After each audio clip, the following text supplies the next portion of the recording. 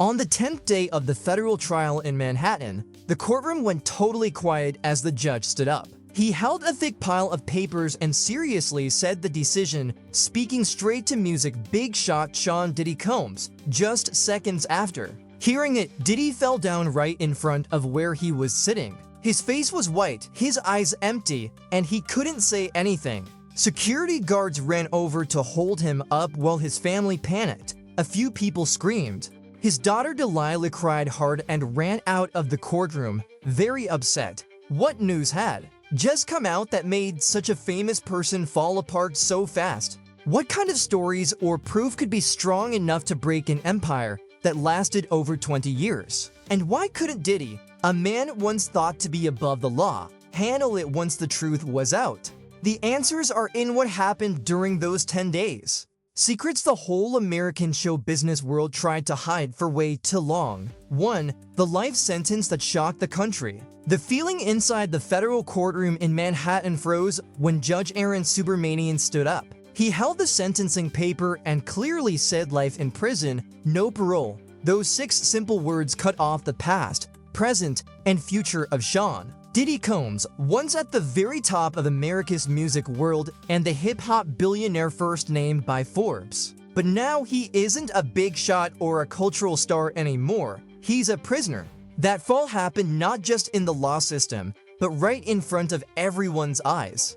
A security officer remembered, "I was about 5 steps away from him. The second I heard no parole, his eyes went empty and he just dropped. We grabbed him fast to stop his head hitting the bench." That scene says it all. A man used to running everything couldn't even stand up straight.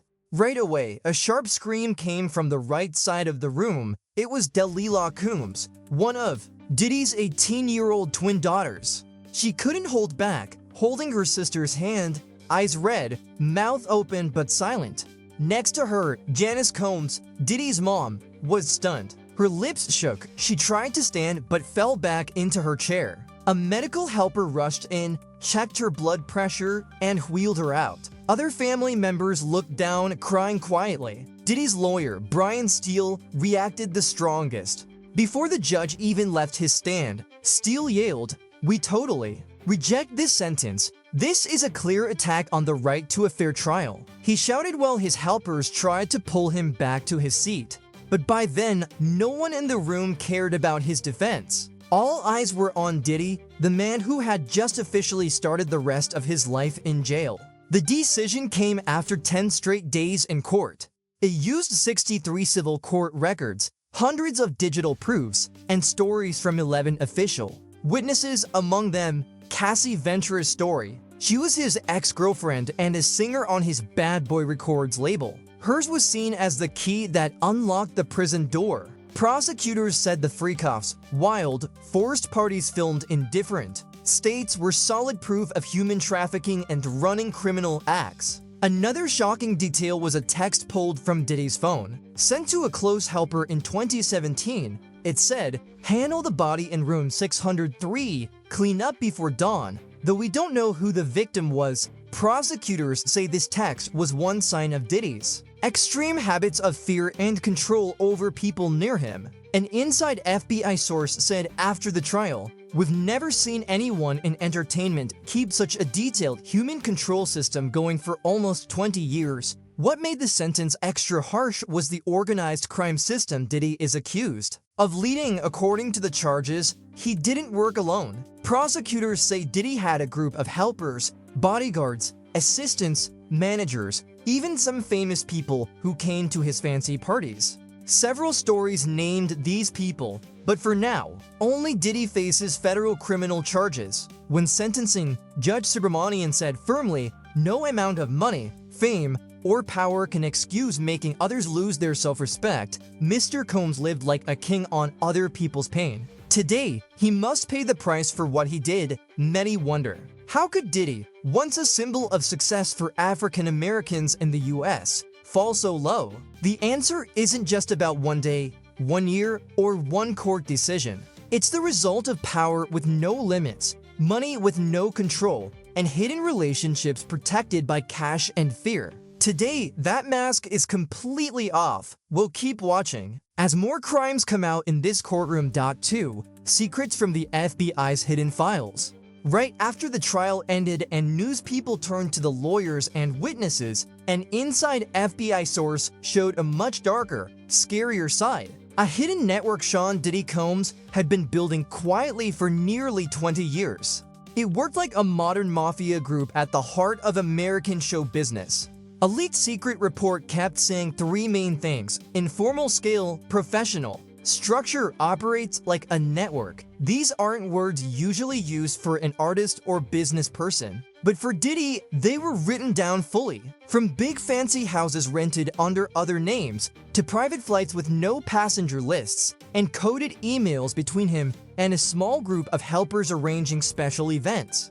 The deeper the agents looked, the clearer it became Diddy didn't work alone. Around him was a complicated web of people acting as organizers, filters, scene managers, and cleaners. Some handled super secret schedules, others booked flights and hotels with fake names. Some were told to wreck electronics after each event. Though they wore no uniforms and had no badges, they worked together like a well-trained team. One of the most important proofs was a hard drive taken from Diddy's mansion in Holly Hills, California. First thought to hold business stuff, it's decoded. Contents showed videos from hidden cameras. They showed forced actions, spying, and made people do sexual things. Many videos lasted hours, labeled with secret codes that matched stories from Cassie Ventura and other witnesses.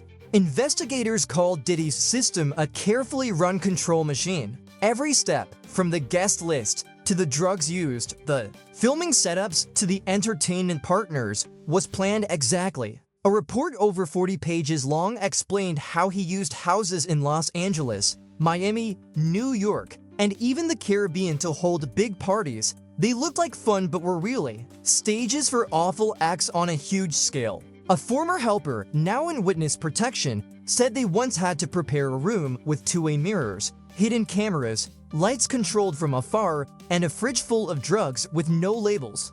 They said they couldn't remember everything that happened those nights, but it felt like working for an underground world, not a famous record label. Everything changed when Cassie Ventura filed a civil lawsuit in 2023. She brought a video recorded at the Intercontinental Hotel in 2016. That video was the missing piece the FBI needed to get search papers, open digital devices, and start pulling apart the whole network's way of working. In an inside report, the FBI decided this isn't just the bad acts of one person. This is a mafia-style group working in many cities and countries. It was protected by a plan of silence, hiding proof, and scaring victims with money and mind. Games, once called the king of hip-hop, Diddy is now seen by investigators as a crime boss in the entertainment world. A man who used fame to hide the truth, turned music into a mask, and wrapped dark acts behind the stage in a shiny cover. Digital experts confirmed the videos weren't edited. What shocked investigators more was how the system stayed hidden so long. Everyone who ever worked for Diddy, security, drivers, stylists, personal helpers, had to sign strict secret promises and NDAs. Breaking them meant fines of hundreds of thousands of dollars. Some were threatened straight out. An unnamed witness said after wanting to quit and telling a friend what he saw, 3 unknown men stopped him on the highway. They warned him to stay quiet if he didn't want his family hurt. The FBI had watched Diddy since the early 2010s, but missing solid proof made them build the picture slowly. From broken up stories and odd money moves to signs of money problems. The 3 shocking proofs that led to the decision. These secrets didn't just shock the public, they made the whole music world look hard at itself. Who worked with him? Who knew but stayed quiet? How many victims were never named? And if Cassie and dozens of women hadn't bravely come forward, would these scary truths ever be known? When asked if others were involved, a tough FBI agent on the team said calmly, "We're only at chapter 1. Her words cut the courtroom quiet like a knife. Cassie gave a full story of the freak-off parties Diddy set up. She was forced to have sex with strangers under bright lights, loud music, and cameras set up early. Everything felt like a movie.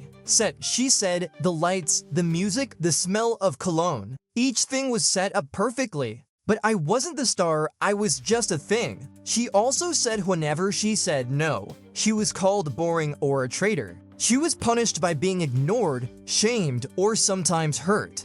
A text chat between Cassie and Diddy was shown in court. He wrote, "There are guests tonight. You know what to do. If not, you know what's coming."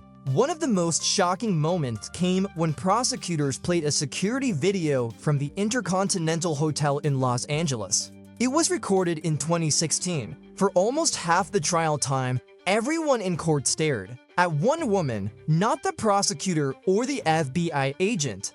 It was Cassie Ventura, the singer, model, and Diddy's ex-girlfriend, the same woman once lost in his shiny world, and the very first brave enough to step out and tell the truth. Cassie came on the trial's third day. She wore simple black clothes, her hair tied back, no fancy makeup. She stepped up to the witness stand. Her hand shook a little as she opened a water bottle, but her voice stayed steady, though her voice sometimes cracked. Every word was clear and strong, like she'd waited 10 years for this moment. "He controlled every part of my life. I wasn't myself anymore. Music, clothes, friends, even my daily routines. Everything was decided by him. I was only allowed to exist on his terms." While the words sounded vague, they matched the time of a report about an unnamed woman who vanished after leaving a party at a fancy apartment in Midtown Manhattan, an apartment that included room 603, though the victim's name and body were never found. Prosecutors said this detail showed Diddy's level of cruelty and control, not just over the living, but over those who can no longer speak. Another witness, Israel Flores, a former hotel security guard, also spoke up. He said on the day Cassie was attacked, he got a call from the 6th floor about a girl screaming to get out. When he arrived, he saw Cassie held by a man later confirmed as Diddy. Another man blocked the door. "I stepped in and said if she wanted to leave, I'd take her out. But the way he looked at me ... I'll never forget. Cold, like someone who didn't care about anyone." In the clip, lasting several minutes, Diddy was seen pulling Cassie out of her room, grabbing her phone, then kicking her after she fell in the hall. She tried to get up while he just glanced at the security camera like nothing happened. As the video played, no one in court looked away. Several of Diddy's family members, including his two daughters, left their seats. One cried softly, "Judge." Subramanian ordered the video played twice that day. He said it showed a person broken apart most clearly, but the prosecution didn't rely only on stories and pictures. A surprising proof came from found texts on a phone dug up from a trash pile in Queens, New York. It belonged to a longtime helper. One text sent in 2017 said, "Handle the body in room 603, clean it up before sunrise." The system he built wasn't a quick mistake. It was planned, organized, and hidden on purpose over many years. Cassie Ventura, once known as the doll in the hip-hop king's castle, finally stood up and broke that wall. Her story didn't just expose one man, it opened the door to a truth long buried in the shadows of fame. As she stepped down from the witness stand, no one clapped, but that silence was the strongest sign of how heavy her words were, changing the path of a trial and maybe a whole industry. After the incident, Diddy asked Flores to a private room and offered a lot of money to keep quiet. The amount, $100,000, Flores said no. Because of that, Flores was fired from the hotel and never worked in security again. But he kept a copy of the video from that day, giving it to his wife for safety. That same video is now a key proof against Diddy. Another shocking proof was an audio recording made by a sound tech at a Diddy party in 2015. On it, a man's voice, identified as Diddy's, says, "If she's not playing, we'll swap her out. There's no shortage here." The creepy tone made it sound like picking food, but it was about a person. When all the proof was laid out, no one in court could deny the planned, brutal nature of what Diddy had done. Over the 10 rough days of the trial, the name Kim Porter was rarely said, but whenever it was, the whole courtroom went silent. Porter wasn't just Diddy's longtime partner. They lived together, had 3 kids, and even after splitting up, their relationship stayed in public memory. Her sudden death in 2018 at only 47 raised big questions still unanswered today. The official medical reason then was lobar pneumonia, a lung sickness that can get bad without quick care. But strangely, from the start, people close to Porter doubted that. Gene Deal, the former bodyguard who worked closely with both Diddy and Porter, shared in a court-played interview. She died without a real investigation. I've never seen a death scene where police didn't check the place before moving the body. The total disappearance of her phone and laptop after her death can't be ignored. Things got darker when an inside FBI paper from September 2018, 2 months before Porter's death, was shown in a closed court session. It noted, found request to order a yellow coffin sent via Diddy's assistant email on the 5th of September 2018 Client KP, identity unverified. This detail raised serious questions. Why order a coffin almost 2 months early for someone not sick? Why use the nickname KP in inside messages? Diddy's team had no answer. On the trial's 8th day, when this info was shared in front of his kids, the courtroom felt icy. A chill of worrying went through everyone. Quincy Brown, Porter's son with singer I'll Be Sure whom Diddy raised, missed all 10 trial days. Gene said when he got to Porter's home after hearing the sad news, he was shocked her body was already taken away. No one checked the scene. Something needed for any sudden death. No one asked the masseuse questions. No one checked her phone's location or what happened to her laptop. He's stressed. A leaked paper, said to be from California's medical examiner and shared after the trial, reported Porter had no electronics near her bed when she died. Both her phone and laptop vanished mysteriously, a small detail, but it started a wave of doubt. People who knew Porter well all say she always kept her phone close. She was handling personal things, caring for her kids, talking to friends, and working on fashion projects.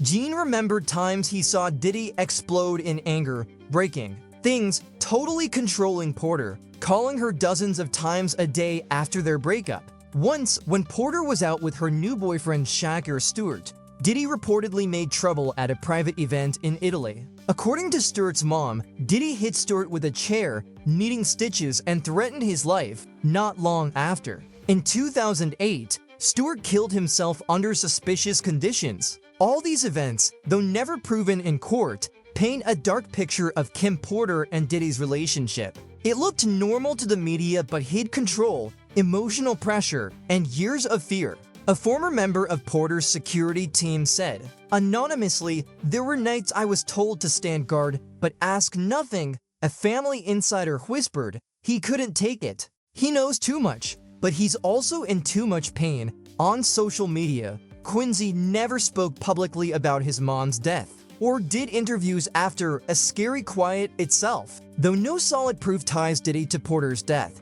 this trial brought back doubts about November 2018. Why was the full autopsy report never released? Why no outside expert review, especially since Porter was famous and a mom? Mark Curry, a former rapper once with Diddy's Bad Boy Records, told Rolling Stone, I remember Kim was strong, but living near Diddy, you see his dark shadow. What I saw over years was a long chain of poisonous relationships where mind and body hurt mixed. Kim wasn't different. 5. The faces behind the fallout. Back then, I didn't get it. Now I wish I'd asked sooner. In the courtroom, when prosecutors said Kim Porter's name for the last time, the crowd was dead quiet. No one cried, no one spoke, but that heavy silence seemed to say it all. Some truths stay buried, some deaths shouldn't be ignored. Seconds later, she fell into her chair. One shaky hand held her chest, the other gripped the armrest. She was once his biggest inspiration. Cry happy tears when Forbes called her son a symbol of black success. Now she had to watch that dream break before her eyes. Medical people were called right away. They wheeled her out, but everyone saw. It wasn't her body that failed. It was an emotional shock too deep for words. On the courtroom's left, Diddy's twin girls, Delilah and Jessie, sat watching. When the final argument mentioned the man milk video, awful proof of bad acts during the freak-off, Delilah couldn't stand it. She jumped up, hand over her mouth, and ran out. Jessie followed her sister fast. if the proofs and stories were like legal knives cutting through Diddy's power armor. The trial's 10th day was when every emotional mask was ripped off, and airtight like a guitar string about to snap. Everyone there showed their real self. No more pretending, no room left for the perfect picture the media once painted. In the front row, where Diddy's family sat all 9 days, were his 6 kids, his nearly 90-year-old mom, and a few trusted helpers. As the verdict was read, their faces showed no surprise.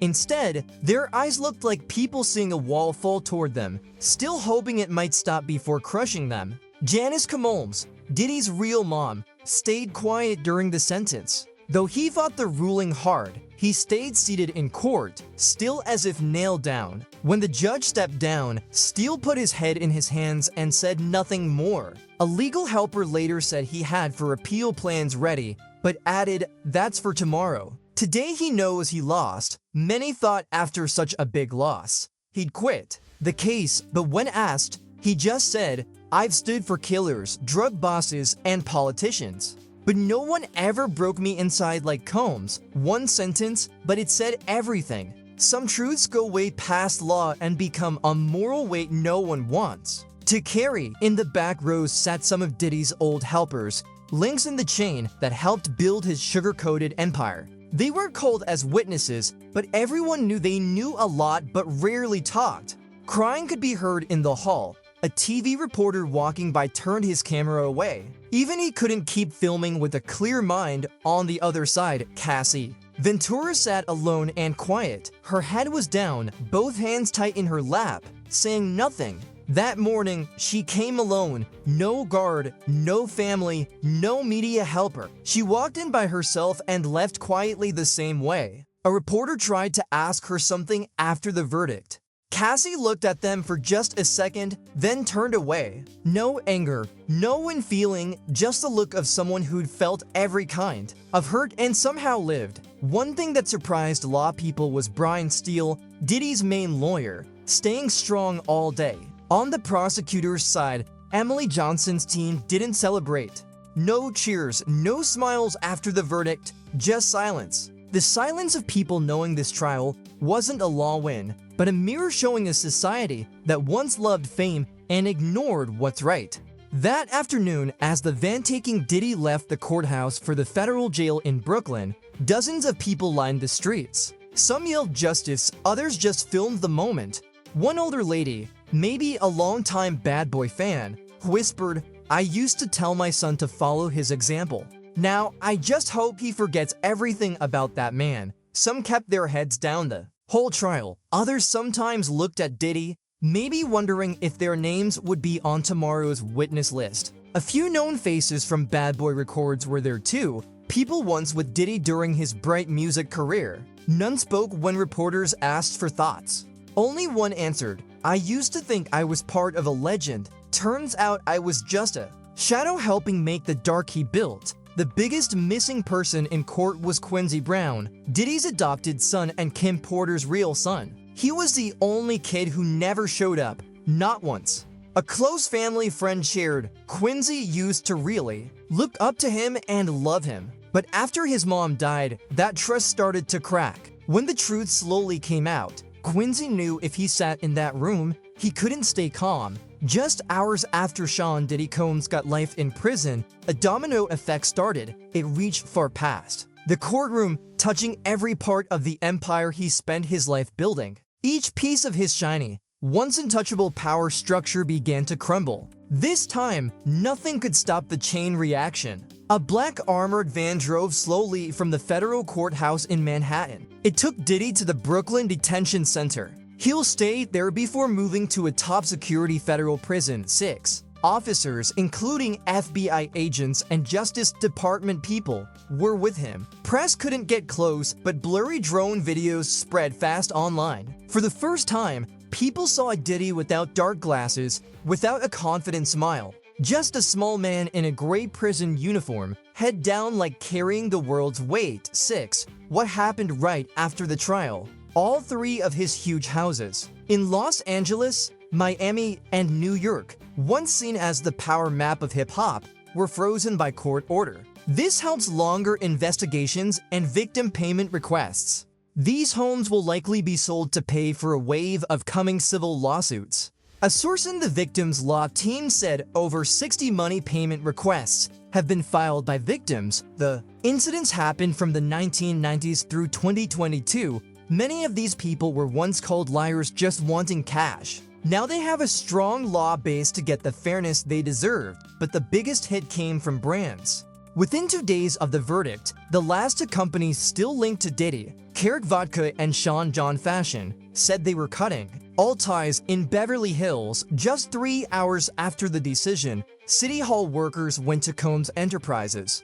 They took down the key to the city plaque given to Diddy in 2022. This honor, for people who helped the community from the city of Los Angeles, was removed with no explanation, no ceremony. At the same time, Howard University, the school that once gave Diddy an honorary degree, put out an official note. Because Mr. Sean Combs seriously broke the university's right and wrong values and main beliefs, we officially take back the honorary degree given to him in 2014. This strong move surprised many. Before, Diddy gave millions to Howard's scholarship and arts programs.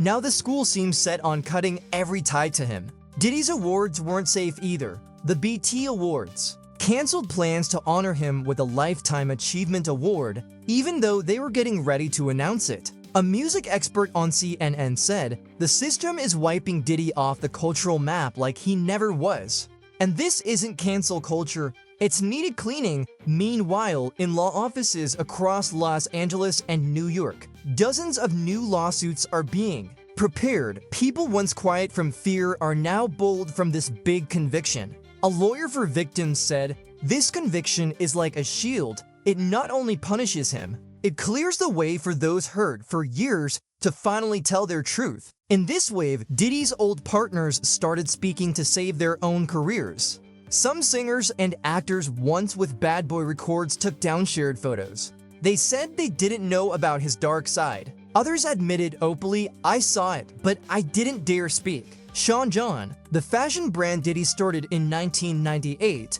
put out a short note. "We respect his fashion history, but can no longer work with a person who broke serious right and wrong rules." Kira, the company that helped make Diddy a billionaire, quietly ended its partnership through a leaked inside note. "We do not keep ties with partners who harm global image." This group pullout made Diddy's net worth crash from almost $1 billion in 2022. Money experts now guess it could drop below $100 million. Much will likely be frozen to pay for lawsuits and law costs. After conviction, show business wasn't untouched. Spotify and Apple Music quietly took Diddy off many playlists. MTV, once home to his wild parties, said it wouldn't invite or replay any events with him. 7 papers shared by media after the trial. "I was afraid Diddy's fall isn't just one person crashing. It's like a huge crack in the wall show business spent decades building. A place where artists were treated like gods, power hid what's right, and silence was the strongest money. Now everything's turning over." And Diddy, who once said, "I'm a bad boy for life," is finally living that, but this time, it means life. Behind bars, moments later, inside emails said to be leaked from Diddy's old helpers flooded social media. Many of these messages seemed about planning secret private parties. One email especially caught eyes. From a setup manager to a top team member near Diddy, it said, "Guests confirmed. Need 3 more as asked. Make sure no real names for hotel bookings. Clean up early as usual." While it doesn't say exactly what the parties were, the time and setting fit Cassie Ventura's court story perfectly. Another unnamed paper shared with reporters was a list naming 23 official victims in the charges. No real names, just code names, years events happened, and places. It showed a pattern across time and geography. These victims are spread across New York, Miami, Los Angeles, and Las Vegas. Most can't say who they are publicly, scared of payback. When the judge's hammer sound still echoed in people's minds, a new hunt started just outside the courtroom. Not by police, but by the media. What happened inside was just the top of a huge iceberg. The rest of the story is scattered in files, inside emails, and law paper copies passed among reporters like raw gold waiting to be cleaned. Just hours after the trial ended, late at night, a photo of the official verdict copy was posted on a Brooklyn online news site homepage. Big red letters screamed life imprisonment, no parole next to a bright red seal. Below, the charges were listed fully: organized crime, human trafficking, federal forcing, though it looked like just another dry law paper. To the public, it was solid proof a once untouchable legend had fallen, but everyone knew: obey or disappear. Right away, people looked back at old interviews and forgotten clips where artists hinted at strange parties or weird feelings around Diddy. A 2010 video came back and spread fast. It showed a famous rapper warning, "I stay away from him. If you party with Diddy, you might not know where you wake up the next morning." All this proof, the official verdict, inside emails, saved stories, videos, was put into an unofficial file shared on social media. Some call it Diddy's Black Book, others compare it to the Epstein news. Whatever the name, all agree on one thing: what came out after the trial didn't just support the conviction. It proved this system once existed and is now being uncovered. No one knows how many papers stay secret, how many witnesses aren't safe enough to speak, or how many victims suffer quietly. A veteran reporter noted, "This list shows it wasn't just one or a few. It's a long chain of people hurt over years." Among the special investigation files, one note stood out: SC has been identified as the head of a hidden but well-run network. Uses show business ties to cover its acts. No need to say who SC is. As an Atlantic writer put it, there are crimes done in the dark and crimes done under the spotlight. This case is both. Yet another shocking paper, unproven but disturbing, was the unnamed story of a former bodyguard who worked for Diddy almost 7 years. His 10-page statement describes a system of forced agreement where everyone quietly knew the rules: go along or lose your job, face threats, or be shut out of show business. He stated, not everyone was forced by violence. Some were bought, others gave in to fear. Whatever comes next, the main thing already happened. One man, once thought untouchable, has been brought down, not by tabloid gossip, but by hard proof, not by wild tales, but by the law. And that gives a flash of hope. Even late, truth can win. This story is far from over. It just started. And from now on, people will never see America's show business world the same, because spotlights can go dark. And when they do, who stands firm and who is shown to be just a shadow in the bright light? But one thing is clear: this trial isn't an ending. It's the start of something new. Fairness is no longer a far-off idea.